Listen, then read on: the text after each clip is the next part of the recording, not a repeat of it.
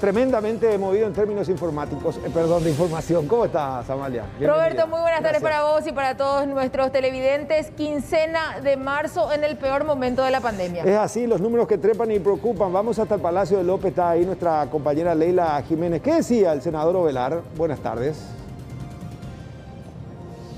¿Qué tal, Roberto? Amalia, un saludo también para los televidentes. Y intenso movimiento el que se registra en esta mañana de lunes aquí en el Palacio de Gobierno. Varias autoridades que se están reuniendo en este momento con el presidente de la República, entre ellos el doctor Guillermo Sequera, también el canciller, en este caso Euclides Acevedo, también está el ministro de Defensa Bernardino Soto Estigarribia y también otras autoridades, suponemos que para analizar la situación sanitaria que se está viviendo en este momento y por supuesto también las restricciones, las nuevas restricciones que ya van a regir también desde las 20 horas de este lunes. Se anuncia conferencia de prensa en minutos en este lugar para conocer también sobre lo que tiene que ver con esta reunión, así que es lo que estamos aguardando en este momento.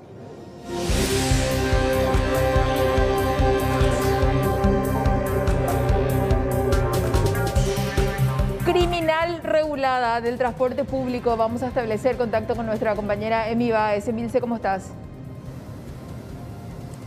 Buenas tardes, Amalia. Un saludo cordial a Roberto y a todos los televidentes. Efectivamente, criminal regulada en el momento más crítico, en el escenario más negro de la pandemia. Está aguardando la salida de Pedro Britos, el viceministro de Transporte, para conversar con él con respecto a estas reguladas que se niegan por parte del sector empresarial de transportistas. En instantes, los detalles.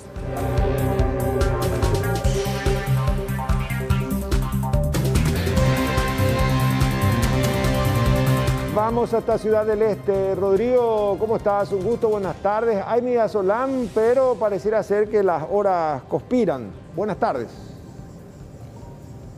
Buenos días, Roberto, Amalia, a toda la teleaudiencia del SNT. Bueno, preocupa y mucho estos insumos médicos. Desde el Parque Sanitario de la 10ª región mencionaron, a cargo justamente de la licenciada Edith Irrazábal, que hasta el momento la mayoría de estos insumos para pacientes por COVID-19 sí que tienen. Otros, como el Medisolán, sí que ya no poseen, así que urge también que las autoridades correspondientes puedan proveer estos insumos. Tuvimos también la ocasión de hablar con algunos familiares que mencionaron los altos costos que están teniendo y esta altísima ocupación de camas, especialmente en la unidad de terapia intensiva del Instituto de Previsión Social aquí en el este del país. Así que un panorama bastante complicado, bastante difícil, que vamos a estar ampliando en los próximos minutos.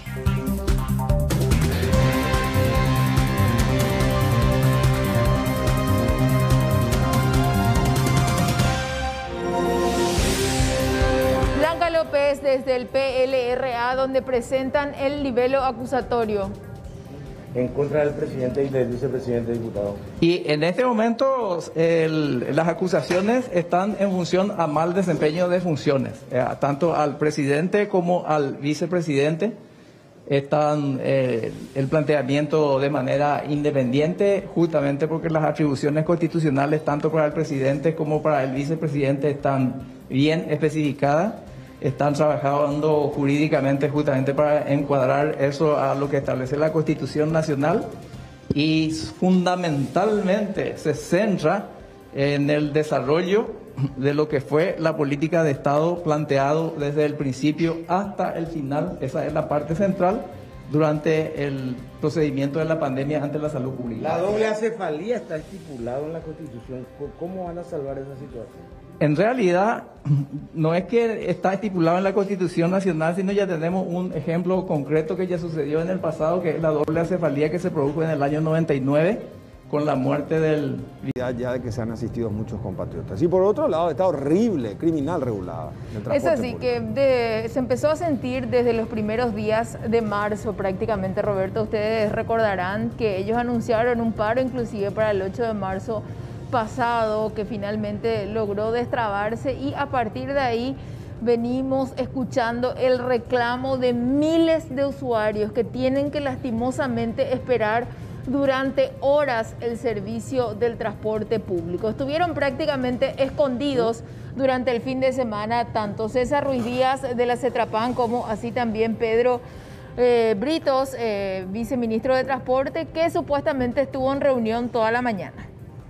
A propósito, rápidamente, tenemos incluso versiones de los pasajeros que vamos a compartir después de este contacto con Emi Báez. Está con el viceministro Britos. Emi, ¿qué es lo que se dice? ¿Cuál es la respuesta del gobierno ante una patente realidad? Buenas tardes.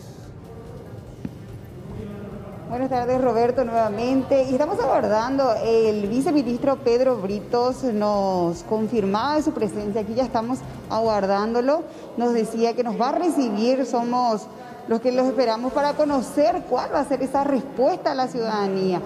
Ustedes saben de la situación que hoy se dio a tempranas horas del hacinamiento de los ciudadanos en los buses.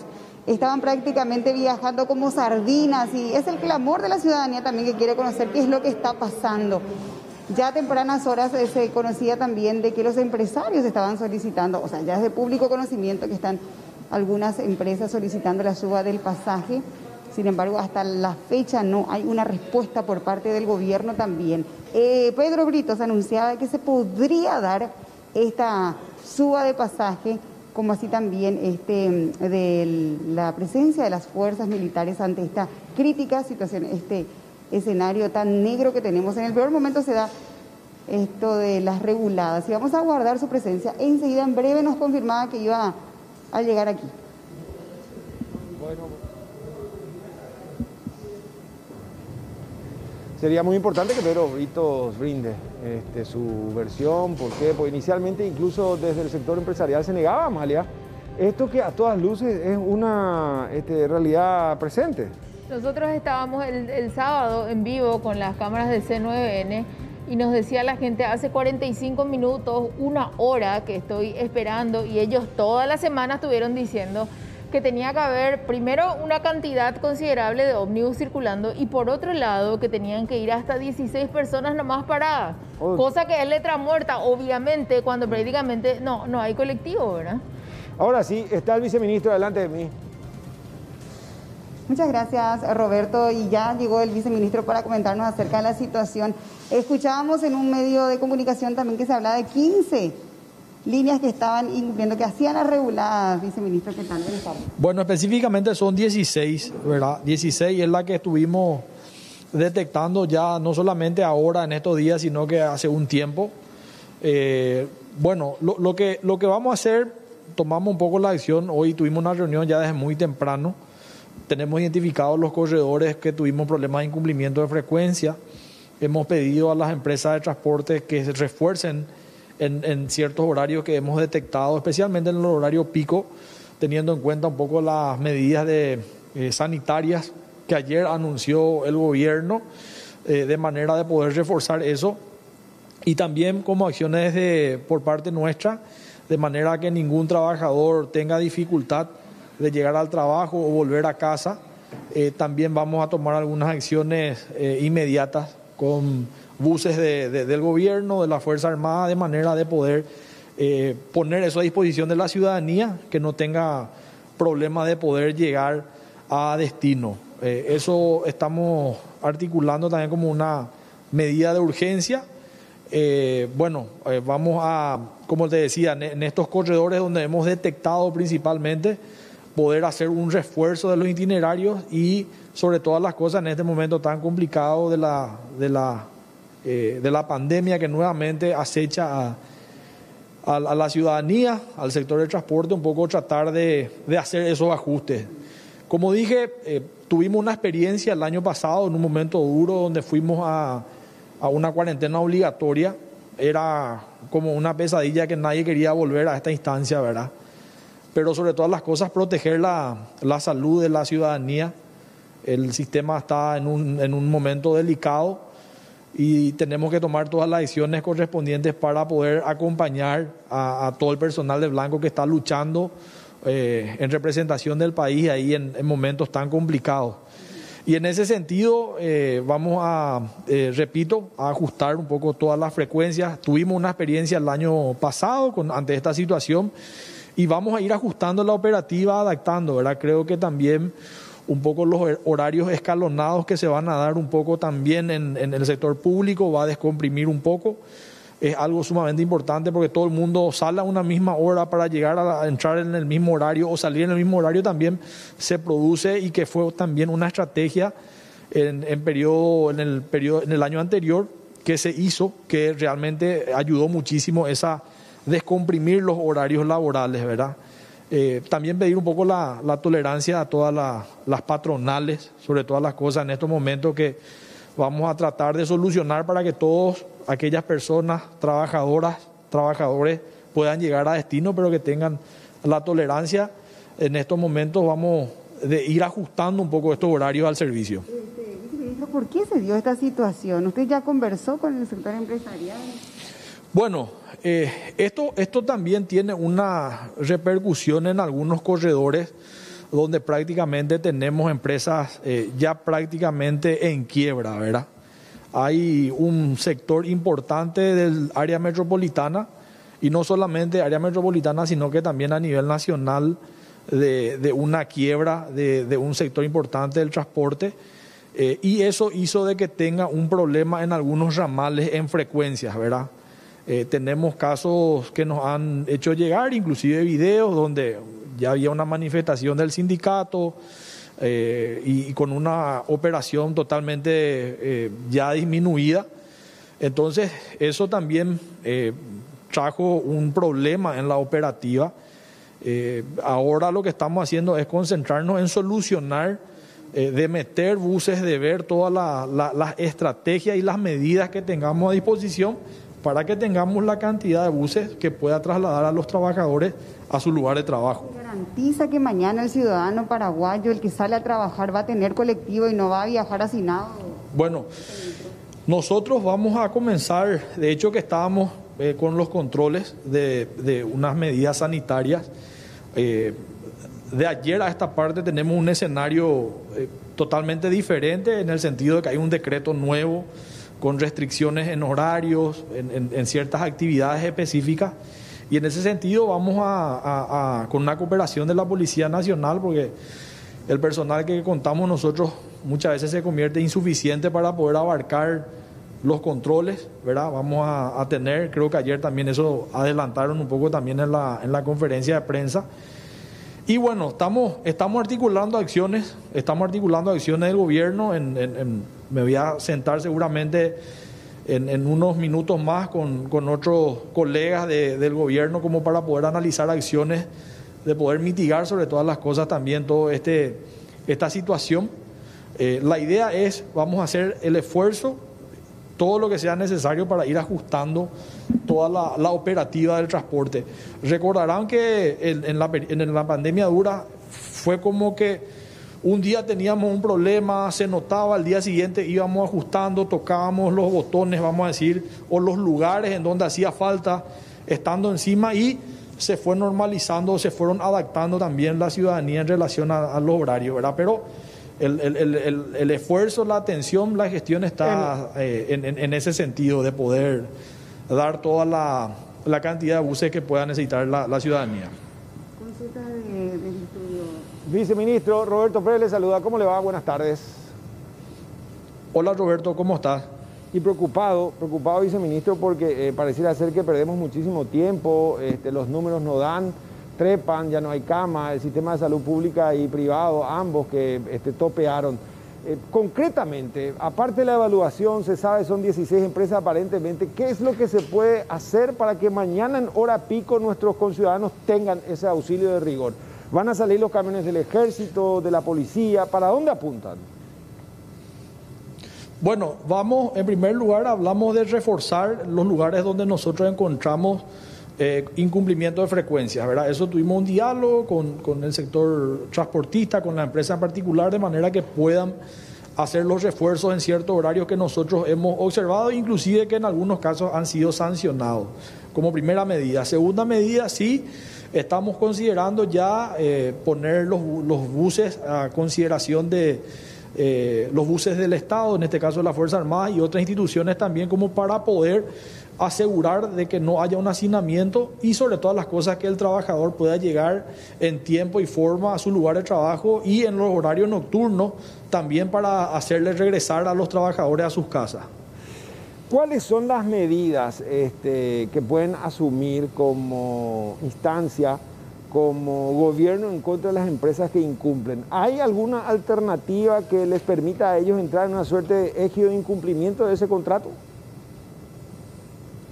Sí, efectivamente sí. De hecho que hay ya 16 empresas que fueron sancionadas con una multa y efectivamente sí. Por eso te comentaba el caso inclusive de empresas que están en una situación ya de quiebra. Si bien es cierto la cancelación o un proceso de llamado nuevo para la cobertura lleva tiempo, lo que ahora estamos enfocados, dada la circunstancia, dada el tiempo, dado el momento, es de poder tener soluciones inmediatas en relación a dar cobertura en esos lugares en donde estamos teniendo problemas de frecuencia, ¿verdad? Estamos centrados en eso, pero sí, efectivamente ya hay empresas sancionadas y va a seguir habiendo empresas sancionadas. Haciendo foco en eso que usted dice, viceministro, le saluda a Amalia Cutillo. En el transcurso de este tiempo de la pandemia, todos los del transporte público igualmente siguieron cobrando el subsidio. Y esta regulada de la cual estamos hablando no es nada más de ayer a hoy. Estamos hablando de hace prácticamente 2 semanas, desde inicio de marzo.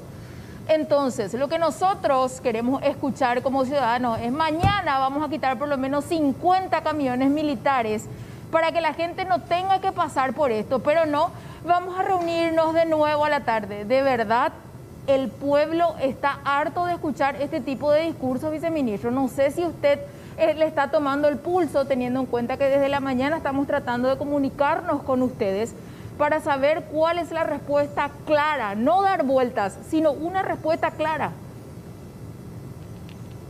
Sí, no, y eso es lo que estaba mencionando. Necesitábamos identificar, inclusive estuvimos trabajando el fin de semana en los corredores, se va a reforzar en buses, en algunos corredores donde detectamos el incumplimiento de frecuencia y también van a salir vehículos del Estado para poder dar ese cumplimiento de cobertura. Bueno, esperemos que las próximas horas entonces sean claves y que mañana sea diferente. Porque es cierto lo que dice Amalia, de repente pareciera ser que se relativiza y que pretenden tomar atajos. ¿Estamos percibiendo mal la realidad, viceministro?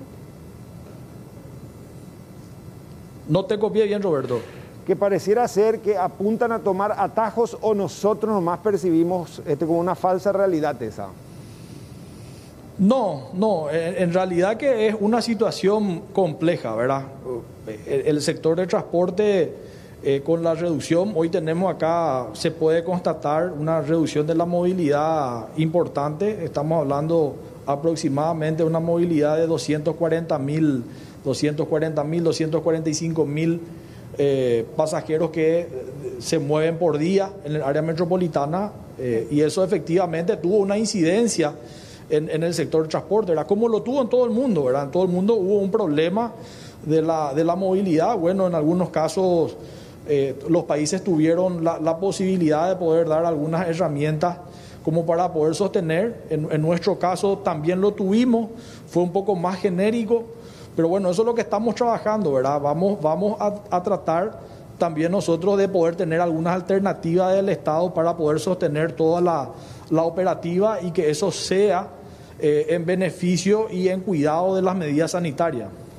Seguiremos muy atentos el devenir de las siguientes horas. Gracias, viceministro. Emi, como siempre, muy buen trabajo desde exteriores. Seguimos acá con Amalia Cutillo. Adelante. Gracias Roberto. Y vamos a hablar de estas declaraciones que daba el doctor Roque Silva. Realmente desesperado. No hay camas, no hay medicamentos y no hay vacunas.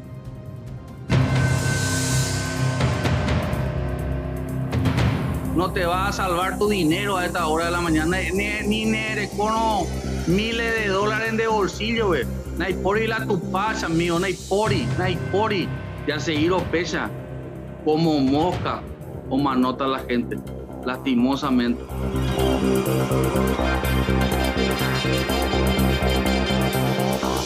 Catastrófico, pero muy real.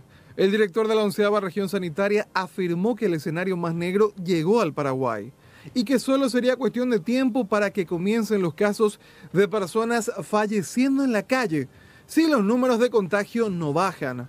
Para colmo, ya existe una extensa lista de espera para las camas de terapia intensiva y mientras tanto, esos pacientes sobreviven con respiradores en las urgencias.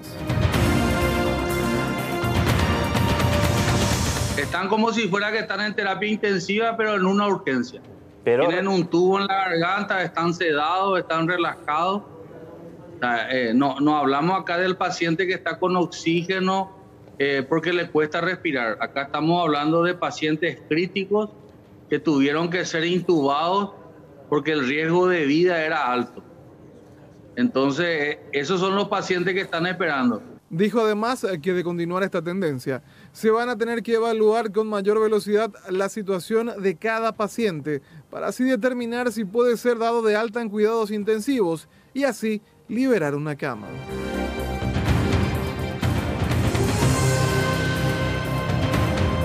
Hoy nosotros podemos habilitar una cama en terapia intensiva para 20 pacientes. Te pongo un ejemplo, pero ya tenemos el lugar para esos 20 pacientes. Estos 20 pacientes que hoy están esperando una cama van a ocupar esos lugares. Así que sería como si fuera que no hicimos nada, porque hay que entender de que estos pacientes respirados que son COVID tardan entre 2 a 3 semanas en recuperarse. En promedio están 10 a 15 días solamente conectados al respirador. Y después el resto de los días están con todo el trabajo de fisioterapia para recuperar lo que es, para que puedan respirar por sí solos. En otro momento, el médico agregó que esta es la situación que tanto temían y que nunca quisieron vivir. Es el escenario que nunca quisimos vivir y que ya llegó. Y bueno, pedimos a la población que entienda, lo mastique y comience realmente a cuidarse, porque hoy no importa los millones que tengas en el bolsillo, hoy conseguir una cama en terapia intensiva depende del alta o del fallecimiento de alguna persona. Es por todo esto que el doctor Silva brindó un contundente mensaje para toda la gente. Yo sé que tienen muchísimas excusas, que la corrupción, que marito, que los insumos chinos, pero hoy quiero dirigirme a esa gente. Lo mitad, peputana venderoa esa misma. Gente, pelleja la piquibole, pelleja la fiesta clandestina. Oye, ya ponga la control, ponga tu caru, pues, Rolando, ese amigo. Caru, lo mitad de reunión, como si fuera que nunca hoy. Ya tuvimos casos de positivos en estas manifestaciones. Imagínate lo que eso es. Hablamos de un sistema ya colapsado a esta hora de la mañana. Está colapsado. Las imágenes que la gente ve en silla, eso no es ningún colapso. Eso es algo habitual en la urgencia. La imagen de colapsado es cuando le digan, sea que señora, acá no hay lugar porque no tenemos ni una conexión de oxígeno donde conectarte. Busca otro. Y en ese escenario vamos a llegar y nos va a pasar si esto sigue hoy. Si esto sigue hoy, ese escenario lo vamos a vivir en el transcurso de la tarde, la noche o la madrugada. Si estos números siguen subiendo como están hasta ahora. Finalmente, reiteró que no se deben buscar excusas o culpables cuando uno mismo no se cuidó como se debía. Y bueno, bien decías, Amalia, un desesperado pedido. ¿Cuántas veces ya le escuchamos al doctor y a otros referentes de la red de salud pública, también la privada? O sea que las camas están topeadas, pasa ahora por una responsabilidad personal, más allá de todo cuanto se pueda decir, la irresponsabilidad del gobierno, que se chupó mucha plata, que nunca llegaron los insumos, pero bueno, se trata de tomar conciencia en cada núcleo familiar. Vamos a hablar ahora, Roberto, de las restricciones y atención porque esto puede tener modificaciones constantes. ¿Por qué? Porque en menos de 24 horas cambiaron nuevamente lo que ayer a la noche en una improvisada conferencia de prensa muy nos decía. Desordenada, por cierto, pero bueno, está el nuevo instrumento, habría que ver los alcances, se tienen unas horas para socializar, para viralizar y actuar en consecuencia como sociedad.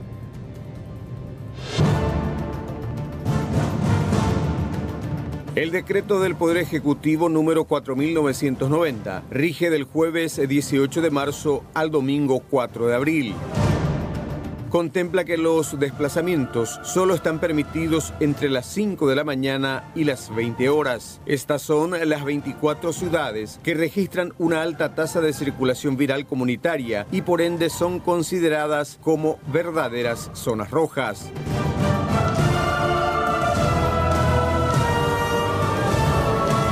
Hoy nos encontramos a tope.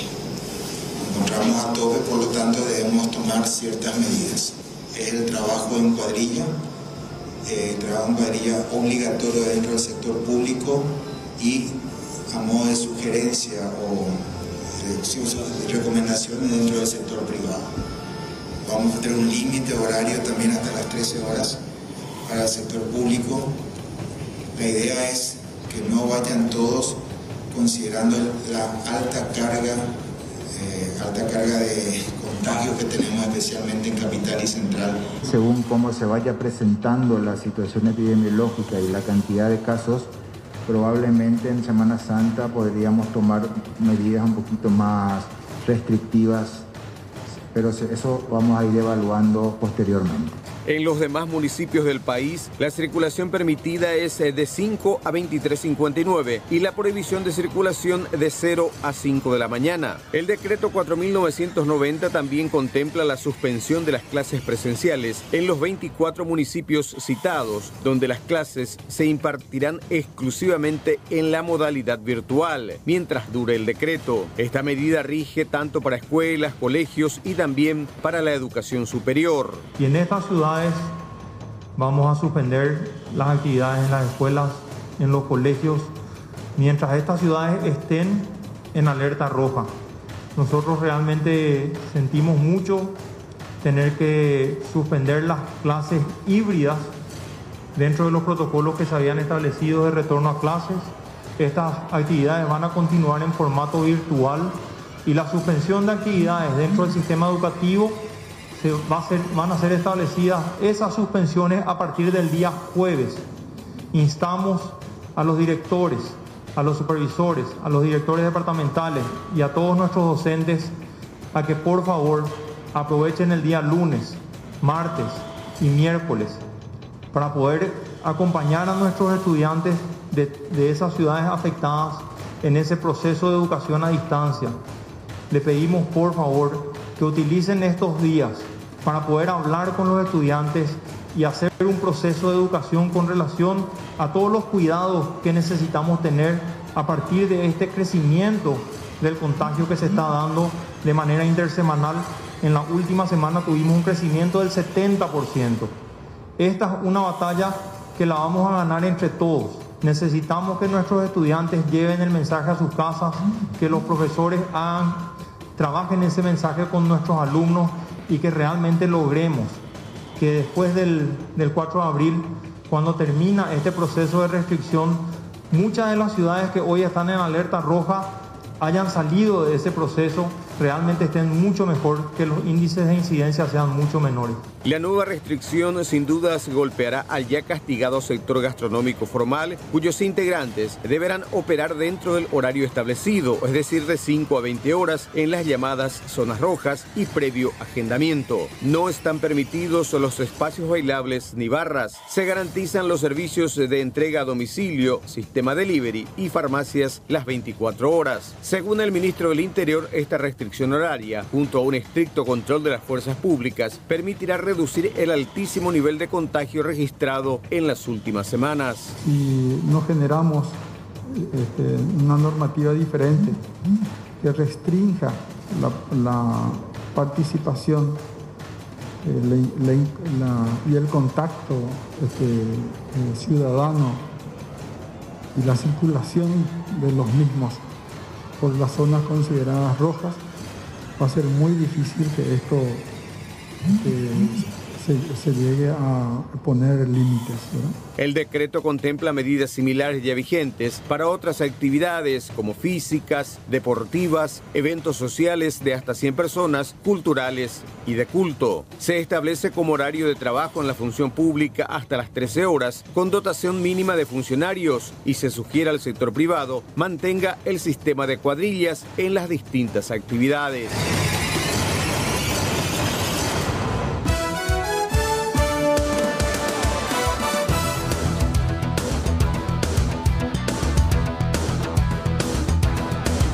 ¿Hasta qué punto nos puede controlar la Policía Nacional en estos días? ¿Cuáles son los documentos que nos pueden pedir? Nuestra compañera Blanca López está con estos detalles. Blanca, ¿cómo estás?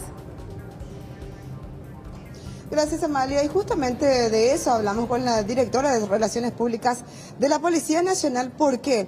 Porque está la policía con la capacidad suficiente para hacer los controles. ¿Hasta dónde puede llegar la policía en estos controles? ¿Y qué es lo que no está permitido? ¿Y qué puede hacer la policía? Es lo que consultamos con ella, y también reveló una difícil situación que está pasando esta corporación de seguridad. Evidentemente el personal policial va a ir a cerciorarse de esta anormalidad, de este incumplimiento. Ante la flagrancia de esta situación, comunica inmediatamente al fiscal de turno, y es él quien va a disponer qué procedimiento se va a llevar a partir de ese momento. No puede entrar en el local, no puede sobrepasar la puerta, ve que hay aglomeración, no puede. No puede, sin orden de allanamiento lastimosamente no. Pero entonces... Están en la vía pública y hay una aglomeración bailando alrededor, ya sea de una casa de familia, ya pasó las 8 de la noche. Hoy día se impone la filmación de las situaciones en particular, porque a veces es tu palabra contra la mía y a veces las palabras las lleva el viento. Entonces se impone que filmemos el procedimiento y, reitero, ante la flagrancia, Blanca, comunicar de inmediato al fiscal de turno, quien según su criterio posiblemente se va a llegar hasta el lugar y va a ordenar el allanamiento, el ingreso, la sanción, la aprehensión, la detención, etcétera, etcétera. Si mi grupo se le encuentra en la calle bailando, ingiriendo bebida alcohólica a las 10 de la noche en las ciudades con restricción 20 horas, la policía le encuentra en flagrancia, ¿qué tiene que hacer? Lo mismo, labrar acta y comunicar inmediatamente al fiscal de turno. ¿Y qué pasa con esa gente que está en ese momento ahí? Se le identifica a todos se les tiene que consignar.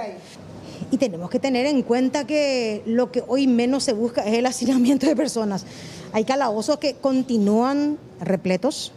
Entonces, a criterio del fiscal, reitero, a veces se los lleva y se los deposita en una oficina y se llavea, cuando el calabozo ya no da. Es así. O bien, a veces lo que se estipula es que el fiscal los haga retirar, consignados los datos, y que al día siguiente ellos vayan a la fiscalía. ¿Las sanciones para esas personas no están a cargo de la policía o sí?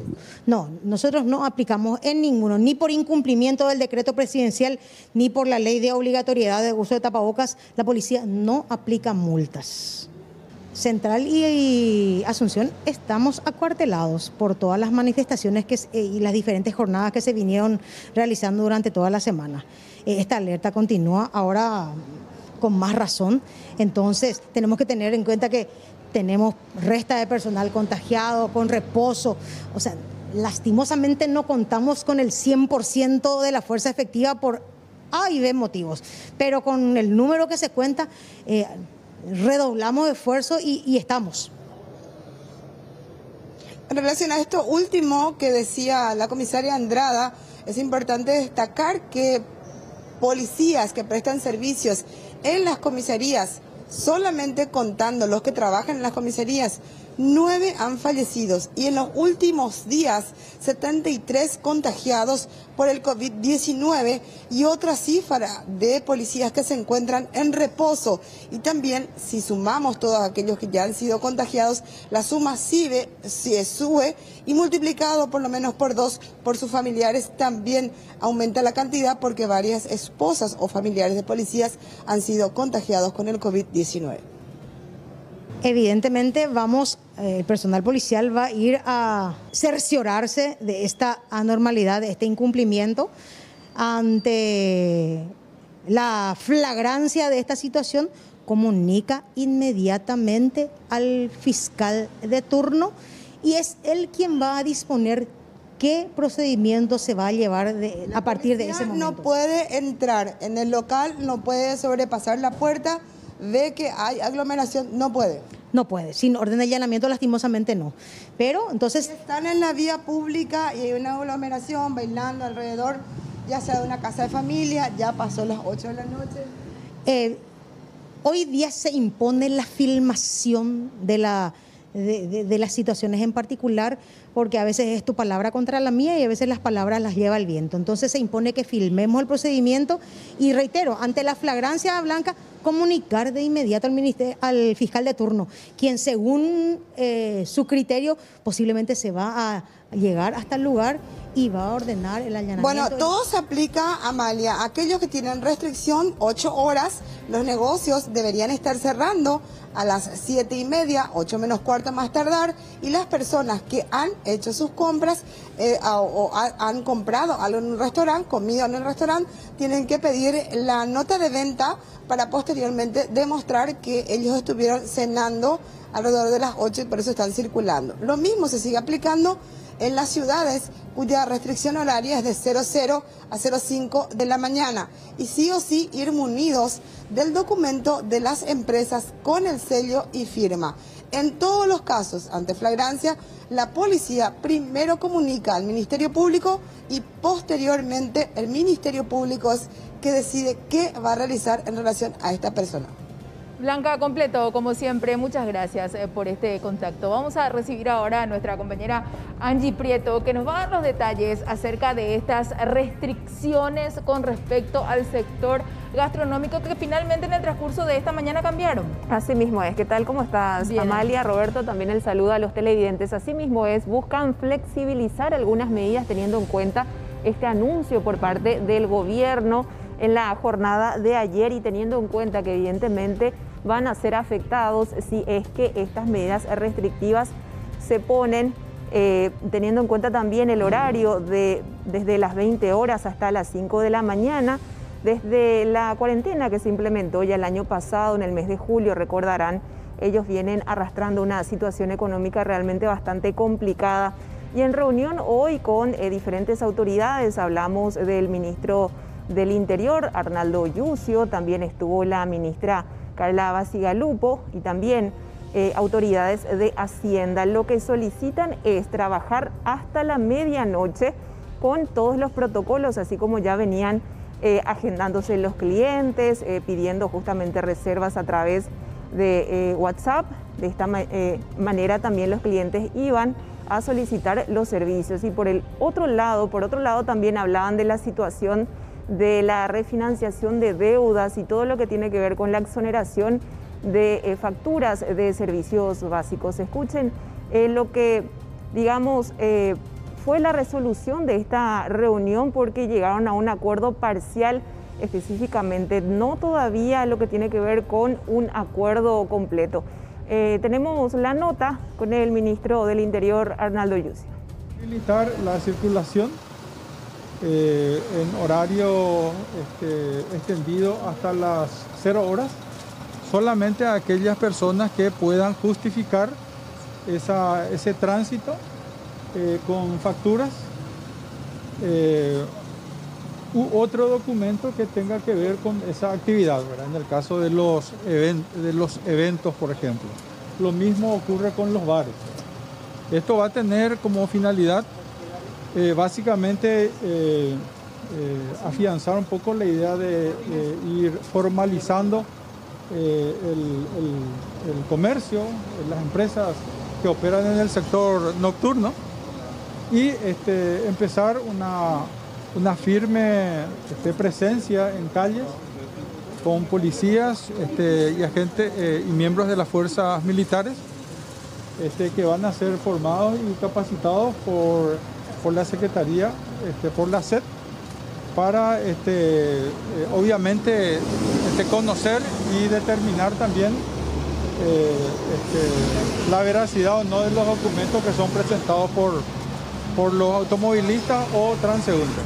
Ahí está lo que manifestaba el ministro del Interior, Arnaldo Yucio, acerca de estas modificaciones que pretenden realizar en el decreto. Esta sugerencia van a enviar al presidente de la República para hacer las modificaciones en cuanto a este nuevo decreto que va a regir, recordemos, a partir del jueves. Lo que se busca entonces es que las personas que decidan circular luego de las 20 horas estén munidos de todos sus documentos y si es que van a ir a un bar, a un restaurante, a compartir, tengan la factura correspondiente para, si es que llegan a caer en un control policial, puedan circular y poder llegar nuevamente hasta sus viviendas. También compartimos con ustedes lo que manifestaba el representante de los restaurantes, de los gastronómicos, específicamente Oliver Gallet, quienes salieron de acuerdo, digamos, con todas estas medidas que se pretenden plantear. Como restaurante nosotros estamos muy satisfechos, esto era lo que nosotros buscamos. Nosotros buscamos trabajar de forma complementaria con el gobierno, que nos dejen trabajar, seguir manteniendo los empleos y darle seguridad a nuestros clientes. Creemos que la gente va a ser consciente, va a ir adecuadamente a acudir a los eventos, a los restaurantes, a los bares, van a ser conscientes de cómo tienen que cumplir los protocolos y de todas formas nosotros también estamos colaborando de forma estrecha con el Ministerio de Interior, denunciando a aquellas personas y a aquellas empresas que no están cumpliendo con los protocolos. Nosotros exigimos la aplicación de los protocolos porque esa es la única forma que tenemos de combatir a esta pandemia y nosotros poder colaborar también un poco con el gobierno. Bueno, lo que manifestaba Oliver Gallet acerca del pedido de flexibilización de estas medidas, teniendo en cuenta de que es un sector realmente bastante afectado con estas medidas restrictivas desde ya la cuarentena y ahora nuevamente con esta nueva restricción se van a ver seriamente afectados y ahora esperemos que en las próximas horas ya desde el Poder Ejecutivo se planteen estas modificaciones y vamos a ver cómo queda Roberto. Muy bien, gracias Angie, mucha fuerza. Por otro lado, hay que decir que las clases presenciales se van a suspender desde el próximo jueves, de acuerdo a lo que reza el nuevo decreto reglamentario. No obstante, las autoridades de educación tienen amplias facultades para seguir pulsando la dinámica y la situación en cada pueblo que entró en estado de emergencia.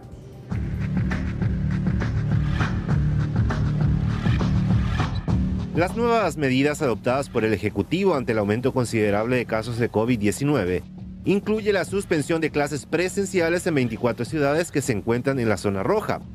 De acuerdo al ministro de Educación Juan Manuel Brunetti, los indicadores del Ministerio de Salud son preocupantes y de seguir la tendencia la situación podría volverse más crítica. Esto va a estar vigente a partir del jueves y se va a extender hasta el 4 de abril. Realmente esperamos que en este proceso nosotros veamos un mapa epidemiológico que está disponible para la ciudadanía en el Ministerio de Salud Pública, en la página web, que nosotros veamos un mapa epidemiológico en donde vemos ciudades donde los ciudadanos se están cuidando y donde nosotros vemos que va bajando el nivel de incidencia, que significa la cantidad de casos de contagio que existe dentro de la ciudad o la cantidad de enfermos que hay dentro de la ciudad con relación a la población que tiene esa ciudad. Nosotros esperamos que esto sirva para que la ciudadanía continúe cuidando la salud, los aspectos sanitarios, que continúe manteniendo el trabajo, pero que comience a restringir actividades que no son estrictamente necesarias.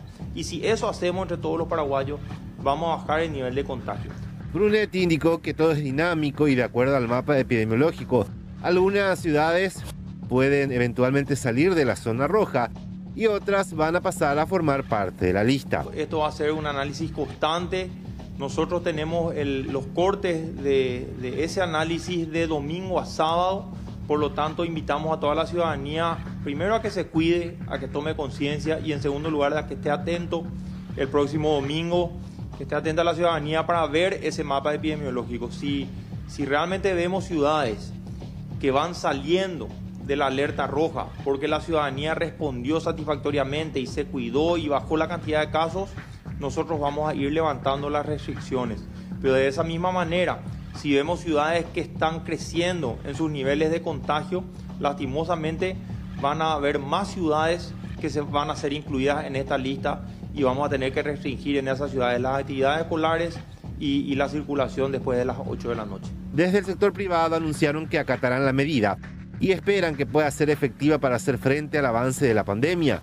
sostienen que desde el primer día acataron los protocolos para evitar el contagio entre los estudiantes. Los chicos que venían a veces a una jornada, a doble jornada, están en jornada simple, vienen por pocas horas, vienen menos días, o sea, está todo cuidado como para que la escuela sea un sitio seguro.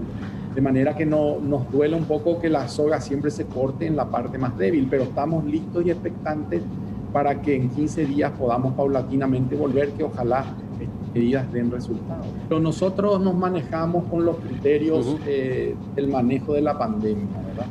Y nosotros creemos que si hay un criterio del Ministerio de Salud con quien trabajamos muy bien y con quienes hemos hecho los protocolos y quienes conocen mejor, manejan los protocolos, ellos determinan que es importante hacer un cierre parcial de las escuelas, bueno, se puede colaborar con esa medida, entendiendo que no debe ser una única medida, sino que también, y vamos a estar expectantes, debe afectar a otros espacios, porque si no va a ser una medida muy fuerte para no cumplir con el resultado o para tener un resultado muy pobre, ¿verdad? Diferentes sindicatos de docentes solicitaron al Ministerio de Educación la suspensión de clases hasta la Semana Santa, considerando...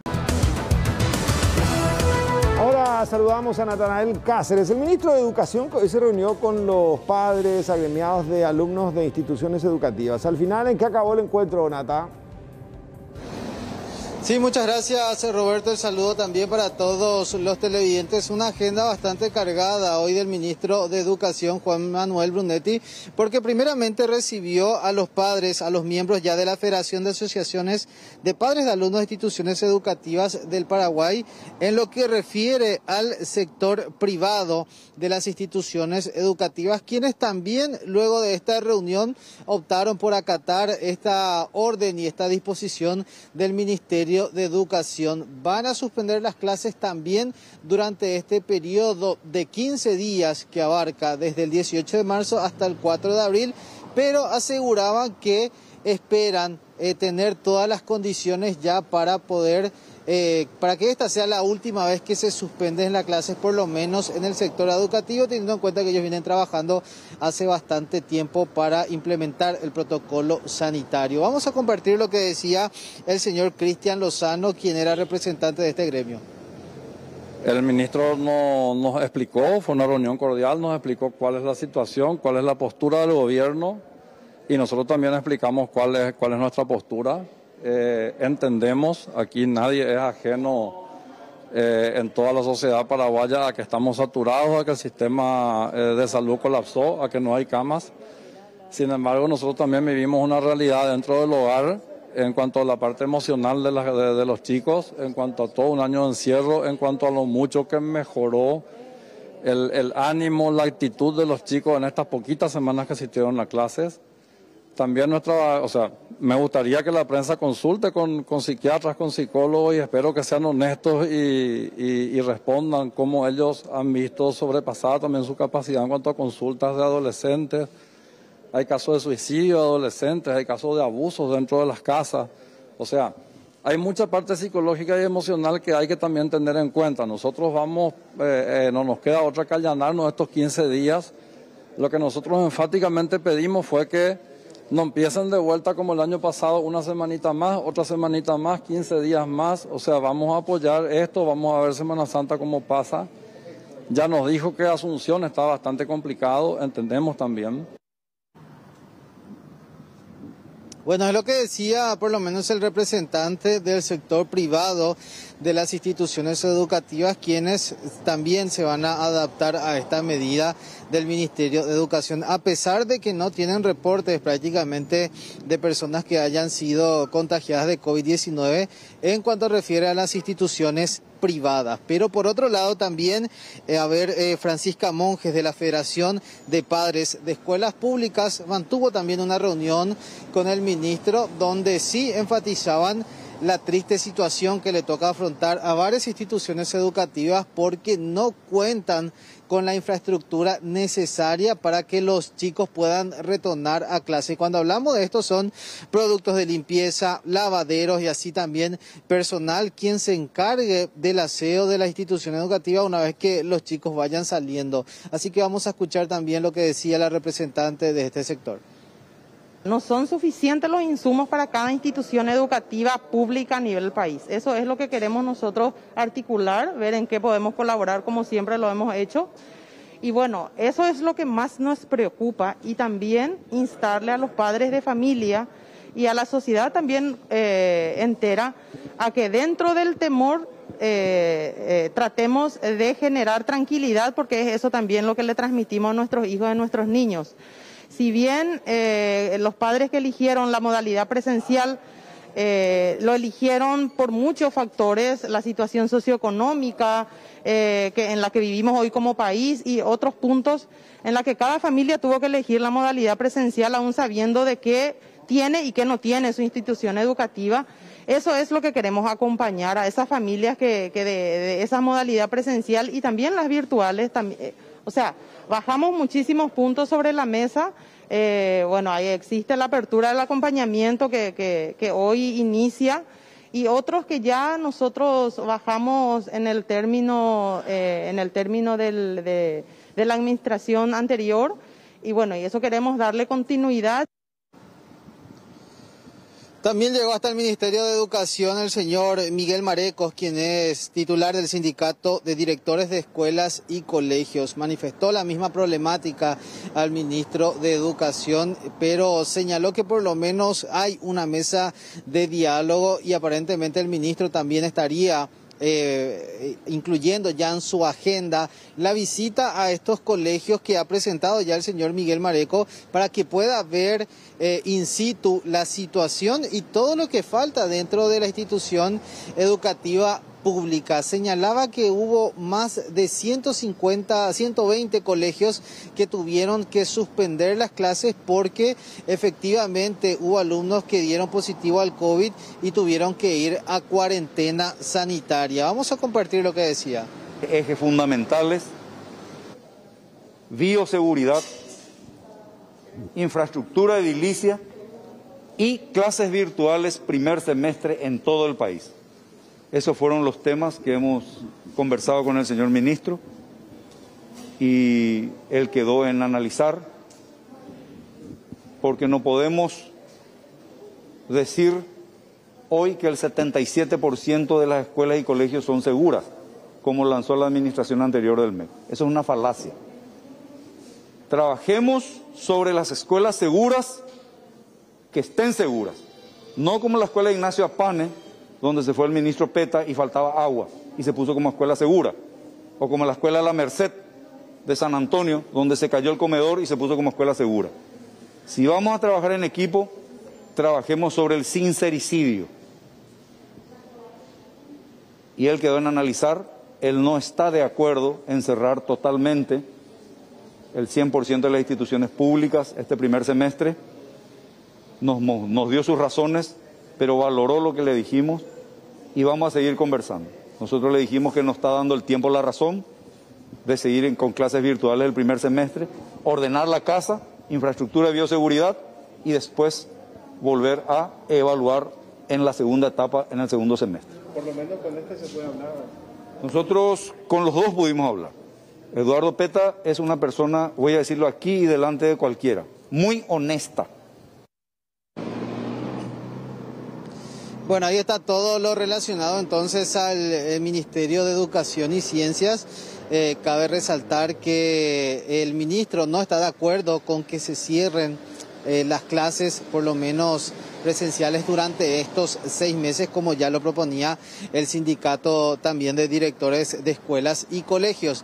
Sin embargo, irán analizando cada 15, cada 8 días aproximadamente cómo se comporta el virus y la zona de riesgo para ver qué van planificando entonces en base a esto, Roberto y Amalia.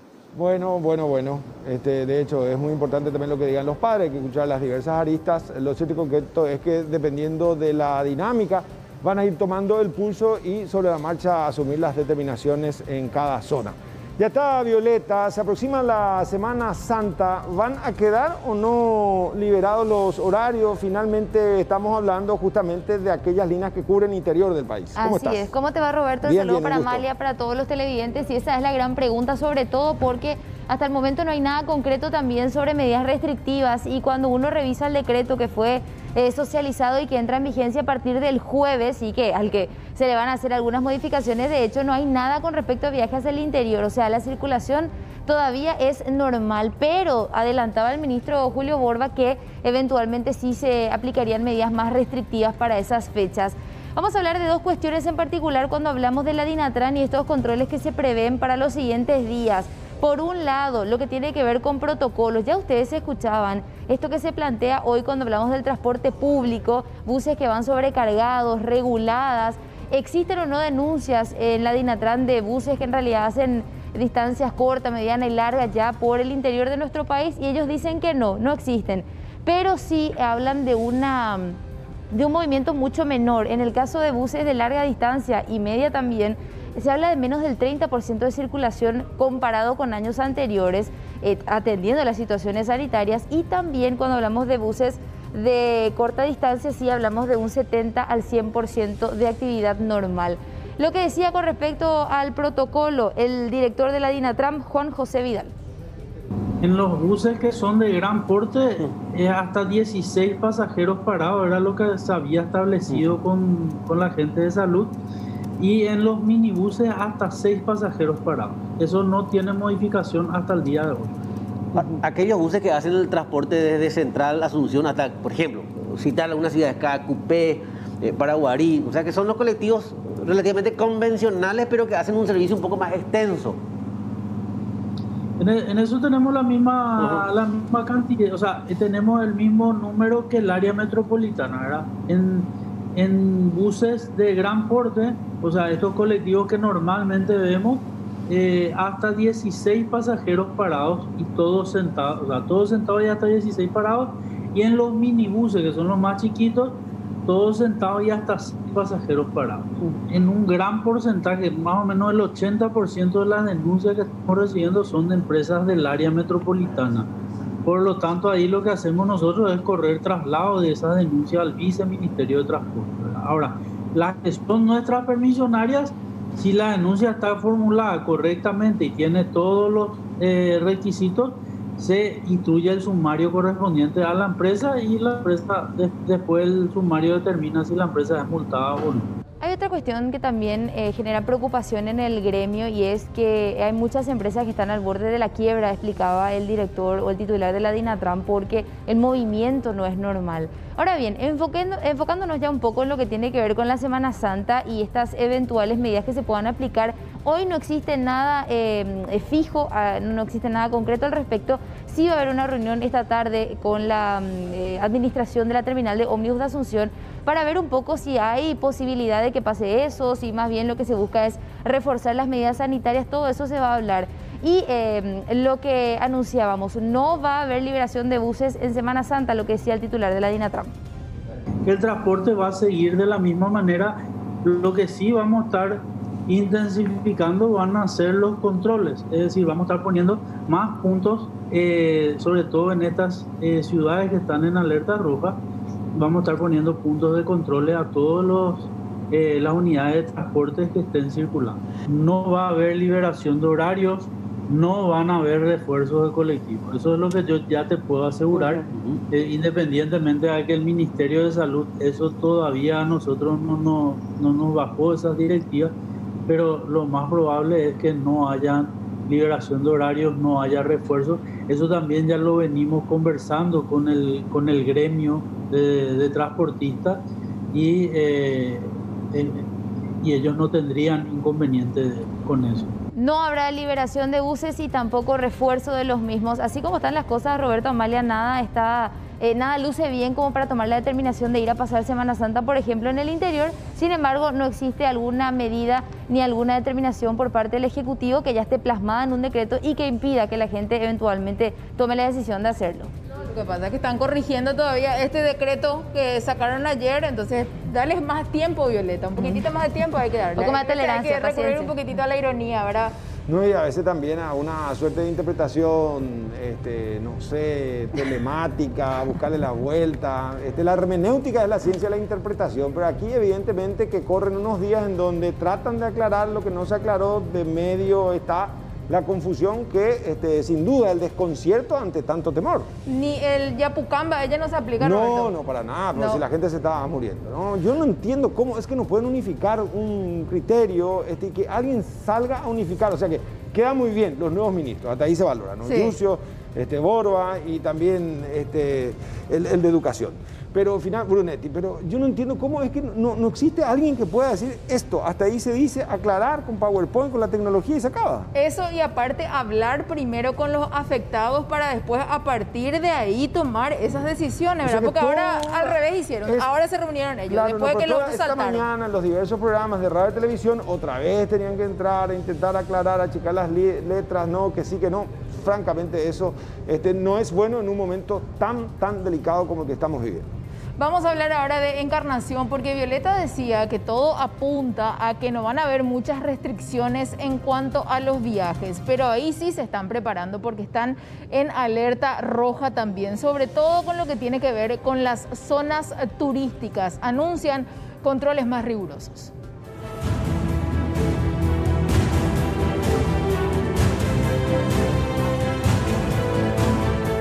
Así como ocurría hace un año en Encarnación, nuevamente la policía se prepara para salir a las calles y realizar intensos controles para hacer cumplir este decreto. Encarnación es una de las ciudades en alerta roja por los casos de COVID y por ende la institución policial insta a los ciudadanos a respetar las nuevas disposiciones. Primeramente van a recurrir al diálogo y si es necesario van a pedir la intervención del Ministerio Público. La Dirección de Policía del Departamento de Itapúa, en cumplimiento a estos dos nuevos decretos que salieron, estamos ya realizando una coordinación con principalmente con aquellas comisarías de los 4 distritos considerados como zonas rojas en el departamento, ¿verdad? Según este decreto. Entonces, estamos justamente pidiendo ya algunas informaciones precisas de esos distritos de modo a elaborar una orden de operaciones que se va a estar cumpliendo durante la vigencia de esos 2 decretos. Asimismo, eso es, digamos, lo más resaltante de este decreto, ¿verdad? Esa restricción horaria nocturna, ¿verdad? De 20 a 05 horas, y creo que ese va a ser el horario en donde la Policía Nacional va a estar ejerciendo un control más riguroso, ¿verdad? Siempre también en coordinación con otras instituciones que pueden de alguna forma colaborar con nosotros en ese sentido, ¿verdad? Y como venimos haciendo desde hace un buen tiempo, también tratando siempre por recomendación misma de la superioridad, justamente a través de un plan de operaciones también que había salido de la comandancia, se está siempre tratando de agotar todas las instancias de diálogo primeramente, para luego realizar algún procedimiento si el caso lo requiere, ¿verdad? Asimismo, en la mayoría de los distritos, por lo menos que afectados, se tienen una fiscalía zonal precisamente, y eso ayuda mucho siempre a trabajar un poco más de cerca con ellos, ¿verdad? Autoridades policiales se reunieron en la fecha con la Policía Municipal de Tránsito y el Ministerio Público para coordinar acciones y empezar nuevamente con estos estrictos controles, primeramente en la costanera República del Paraguay y posteriormente en otros puntos de la capital departamental de Itapúa. 13 horas puntualmente nos vamos hasta el este del país, que también está en la alerta roja y desesperados ante la falta de medicamentos. Tienen hasta hoy el midazolam. ¿Es así, Rodrigo? ¿Cómo estás? Retomamos el contacto, compañeros, también a toda la teleaudiencia del SNT. Es así, eso lo decía la licenciada Eda Irrazábal. Ella es la encargada del parque sanitario de la 10ª región aquí en Ciudad del Este. De hecho, este parque sanitario este local es prestado por el Instituto de Previsión Social. Ellos hasta el momento no tienen un local propio. El IPS de Ciudad del Este le está prestando este local. Pero bueno, cabe mencionar que nos atendió justamente la encargada, la licenciada Irrazábal, nos dijo que este medicamento, este insumo médico que es muy importante para pacientes por COVID-19, estamos hablando del midazolam, ellos hasta hoy tienen este medicamento, ella va a solicitar al Ministerio de Salud para que se le pueda proveer también. La alta ocupación de camas, especialmente en la unidad de terapia intensiva, es lo que preocupa y mucho, porque por día se necesitan de estos insumos y obviamente también este medicamento que es el midazolam. Vamos a escuchar con mucho detalle a la licenciada Eda Irrazábal, como dije, encargada del parque sanitario aquí en el este del país. A partir del 5 de marzo empezamos a recibir atracurio en buena cantidad. El consumo acá lo que se utilizan con los pacientes de acá del hospital de contingencia es 960. Acá no compran más los familiares. Midazolam tampoco, solo que para hoy va a faltar, porque mi stock es de 862 y el consumo es de 1.800 a 2.000. Por día. Por día. Eso es acá nomás. Yo no estoy todavía, no les voy a sumar con lo que es otro hospital, porque si no les voy a confundir. Sí, va a faltar. Van a recibir algunos pacientes 10, otros pacientes 12 y el resto van a tener que comprar. Y yo tengo una comunicación fluida con los familiares, ahora todavía no me fui a visitarles y les digo, este es mi stock y esto así vamos a estar trabajando. No es agradable, escucho muchas cosas, me callo porque yo me pongo en el lugar de los familiares, ¿verdad? Yo no puedo justificar porque es algo que ya no está en mis manos. Pero ahora mismo estamos elaborando, ya estamos viendo, porque hoy entre las 2 y las 3 llega más midazolam y fentanil. Entonces eso ni bien llega, ya recibimos acá el Parque Sanitario Regional de Alto Paraná, no para. Nosotros tenemos de lunes a lunes, si hay que recibir domingo recibimos, y estamos así. Es por el paciente. Mejoramos muchas cosas. Recibí enoxaparina, eso estaban comprando los familiares, 10 por día si era de 40. Ahora no están. El midazolam, lastimosamente, el dueño de la farmacia es el que regula el costo. Si vos envías una receta después de las 5, las 6 de la tarde y después de las 10 de la noche, te triplican. Por eso yo encarecidamente estamos haciendo un trabajo extenuante, porque yo sé que los médicos están sobrecargados y las licenciadas, pero las recetas salen antes de las 5 de la tarde. ¿Para qué? Para que puedan ir a buscar y adquirir en un horario donde no va a aprovecharse de la necesidad del paciente, porque duele cómo la gente se aprovecha de la necesidad del paciente y se hace. Y yo no puedo hacer nada porque son gente que quieren lucrar, como si fuera que cuando se mueren van a llevar su plata. Nada no llevamos. Bueno, esto es lo que decía la licenciada Eda Irrazábal. Van a tener que comprar, lamentablemente. Esa es la situación. También denunciaba que muchas farmacias aledañas y que existen aquí en el este del país, de cierta manera se aprovechan de que estos familiares con suma urgencia necesitan de estos medicamentos para los pacientes que se encuentran internados, que claro, son medicamentos que con urgencia necesitan por día. Y también estaba diciendo de que muchas farmacias elevan el costo de estos medicamentos. Vamos a escuchar también a los familiares de estos pacientes que se encuentran en la unidad de terapia intensiva, alto índice de personas que se encuentran internadas para justamente poder recuperarse de este virus pandémico. Escuchamos. Llegué a estar unos cuantos. Solamente me piden los insumos que faltan. Y estamos en el día 10. ¿Vos hace cuánto tenés un familiar que está acá? Desde el 9 que está acá mi papá. El 9 de marzo. Sí. ¿Cuánto más o menos ya tuviste que gastar aparte de...? Y entre estudios y medicamentos, 2,5, casi 3. Casi 3 millones. Sí. Están en terapia intensiva. ¿Cuántos años tiene? 67. Tiene enfermedad de base, me imagino. Él nunca pisó un hospital, pero ahora con lo que tiene, obviamente salta todo. Bueno, esta situación tan complicada realmente que se vive aquí en el este del país en cuestiones sanitarias. ¿Qué se hace desde el Ejecutivo para paliar toda esta propagación del virus. Bueno, esta restricción que se preveía o se prevé que sea desde las 8 de la noche hasta las 5 de la mañana. La información ya, bueno, muchas personas aquí, especialmente de Ciudad del Este, ya lo tienen.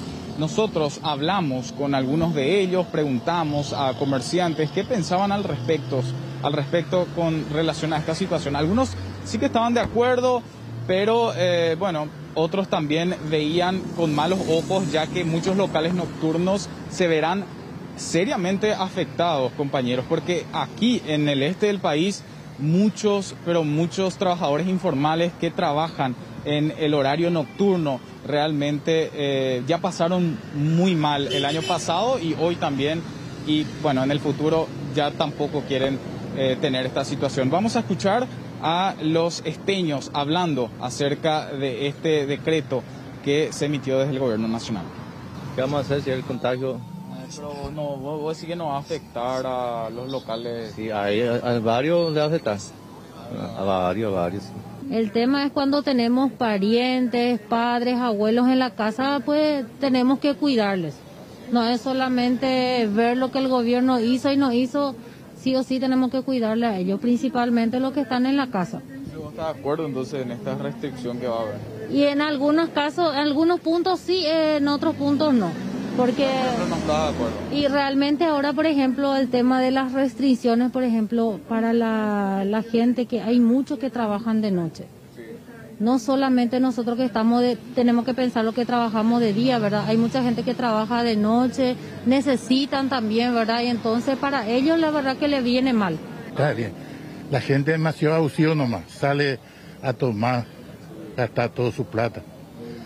Esta está muy bien, esta está cruel. ¿Puedo decir que no va a afectar a los locales nocturnos? Y va a afectar, pero ¿qué vamos a hacer? Si buscar crear problemas, está bien ese. De las 8 de la noche hasta las 5 de la mañana. Hasta las 5 de la mañana, está bien. Estoy de acuerdo, porque nosotros, sí, estoy de acuerdo, porque está mucha contaminación, ya no. Nosotros trabajamos en la calle, estoy de acuerdo. Estos locales nocturnos no se van a ver afectados. Claro que sí, va a haber afectado porque hay mucha gente que trabaja de noche. Bueno, también tomando el pulso a los ciudadanos del Alto Paraná sobre esta nueva normativa, María. Es así, vamos a cambiar de tema, Roberto. Vamos a recibir a nuestra compañera Judith Colexa, que está con los detalles de este homicidio que se daba en la zona de Villa Elisa. Colexa, estamos contigo, ¿cómo estás? ¿Cómo te va, Amalia? Saludos también para Roberto y la audiencia. Y fíjense usted en estas imágenes de circuito cerrado que, si bien no son nítidas, muestran el momento en que un hombre de 31 años era asesinado de un balazo en el pecho por parte de dos jóvenes. Aparentemente, según se puede observar en la secuencia, se puede ver el momento del estallido. Aparentemente fueron dos los disparos realizados por estos delincuentes, pero uno impactó contra la humanidad de este hombre, quien fue asesinado en plena calle vecinal del barrio Villa Bonita, la ciudad de Villa Elisa. Por cierto, hoy fuimos allá hasta el sitio porque este hecho se registró en horas de la madrugada de ayer. Allí en ese punto hablamos hoy con los familiares, principalmente con la hermana, también la madre, quienes piden por favor que se haga justicia, ya que de momento no se está avanzando en las investigaciones. Los vecinos y los familiares por cuenta propia están buscando las imágenes de circuito cerrado, información sobre quiénes serían las personas responsables de este crimen. Tanto es así que accedemos a todos estos datos hoy mediante la conversación que tuvimos con la gente que proporcionó esta información. Vamos a escuchar lo que decía la señora Rosmary Ábalos, que es la hermana de la víctima fatal con respecto a este crimen. Estaba tomando, estaba buscando para su bebida más. Y dos, lo que yo me entero, porque yo me fui a vivir, ya supe, se patronaroga, ¿ve? Yo me enteré a las 5 de la madrugada. Me enteré que falleció ya mi hermano. El comentario dijeron que él vino a buscar para su bebida. Atrás, acá enfrente de nuestra casa, estaba el que le iba a matar a mi hermano en un barrio. Supuestamente él vinieron, no sé qué pasó. Eso es lo que no te podía decir. Pero le mataron y queremos justicia.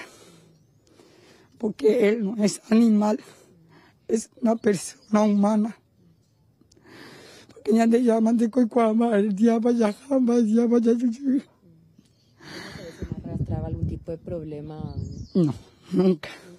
Por acá, con nadie, con su hijo, con mi mamá, y hasta ahí. Era el sostén de la casa. Aunque caumille, ve, era el sostén. Con la changa le daba a mi mamá.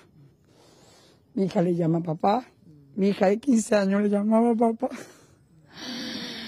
Queremos justicia, por favor. Por favor, queremos justicia porque él no es animal. Por favor, le pido, queremos justicia. Por cualquier lado queremos justicia. Yo solamente, mi reina, pido justicia. Que se le agarre. Pido justicia. Pea pisa vida hoy pea cueto pagar. Porque reyete ahí fue mi reina. Ahí fue. 200, 300 metros de mi casa se le mató a mi hijo. Por favor, pido justicia. Añe era fiscalpe, fiscalape, la ley pe. Amada, ya puedo hacer el favor. Bueno, muy triste la reacción tanto de la hermana como de la madre de la víctima fatal, que es identificada como David Inocencio Ábalos, de 31 años, quien posee antecedentes, pero dijeron sus familiares que aparentemente no tendría nada que ver el crimen con lo que hablan sus antecedentes, pero sí sospechan, como les decía hace instantes, que los que están detrás de su asesinato sean integrantes de Barras Bravas. Incluso los vecinos, quienes están ayudando allí para saber lo que pasó, para conocer el trasfondo, proporcionaron fotografías de los sospechosos, incluso los indicaron con nombre y apellido.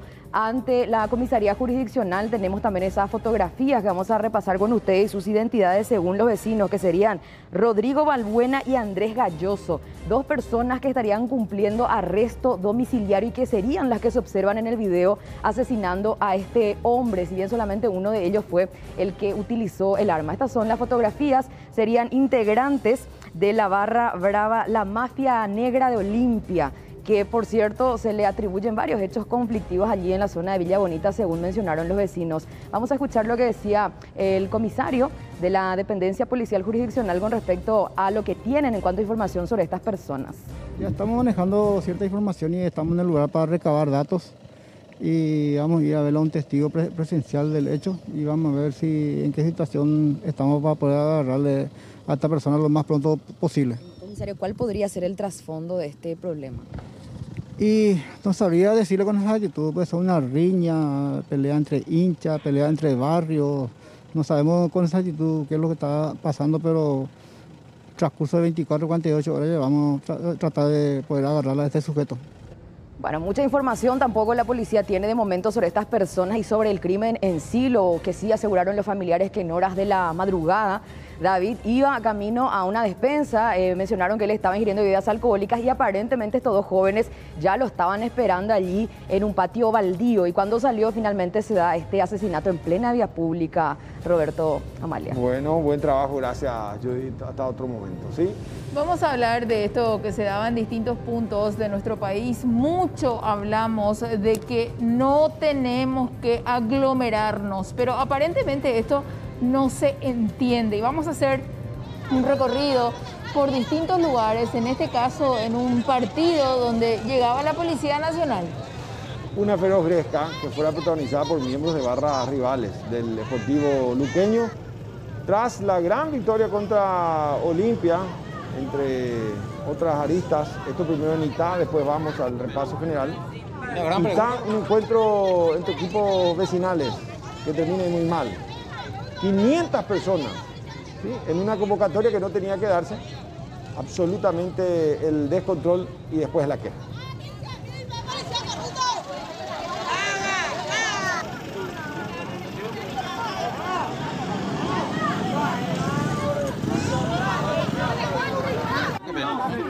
Una gran pregunta nomás.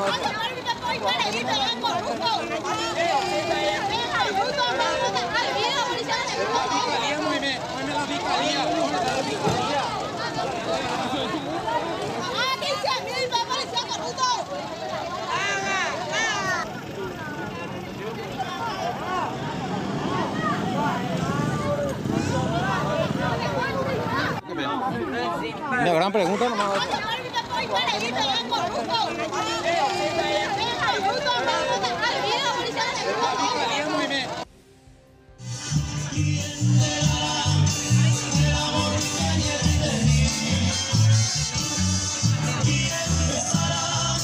todo estuviese dentro de los parámetros de la normalidad en el país, esta fue una jineteada, ¿sí? Sortijeada en Iribucuá.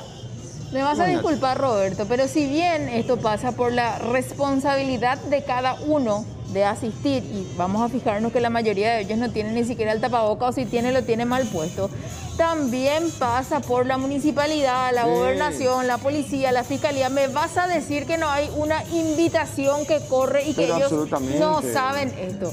Cuando entran a partir de 100 personas, ya tienen que, bueno chicos, hasta acá listo, hasta 100 se puede hacer y punto, ¿verdad? Pero no es la realidad. Ya la intervención se da como medida represiva. El fiscal de la unidad penal número 3 de Santaní, Roosevelt Benítez, ¿sí?, comenta acerca de esta intervención en la sortijeada realizada ayer en Iribucuá, en donde acudieron, según se expresó, más de 500 personas de diferentes distritos de toda la zona.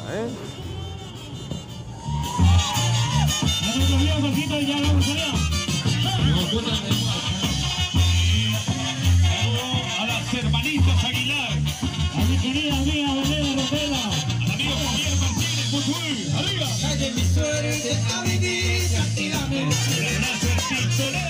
Sinceramente no vale la pena seguir perdiendo tiempo en escribir restricciones si no van a controlar, ¿verdad? Y le atacan a gente, cierto, tiene toda la razón, tiene el gastronómico cuando dice no vamos a acatar porque nosotros cumplimos con el protocolo, cierto es, porque después ves este tipo de imágenes y de verdad a mí me revientan con este tema. Lo mismo el piqui, el futbolacho, el tercer tiempo, porque existe y ahí no se va la policía. Ayer sobre 21 proyectada era un relajo, señores, era un relajo jugando vóley y fútbol y después se van todos. Seguramente mucha gente pretende aprovechar estos caballos para entrar con alrededor a meterle a todos estos que absolutamente relativizando el llamado de las autoridades, gente que muere, gente que no encuentra un lugar en una cama, o por allí familiares de ellos mismos que están atravesando por una situación de esa naturaleza. Sin embargo, oye, ¿qué lo mitad? Yo no entiendo, te juro que bien para la manifestación prepararon no sé cuántos policías para que se vayan ahí a evitar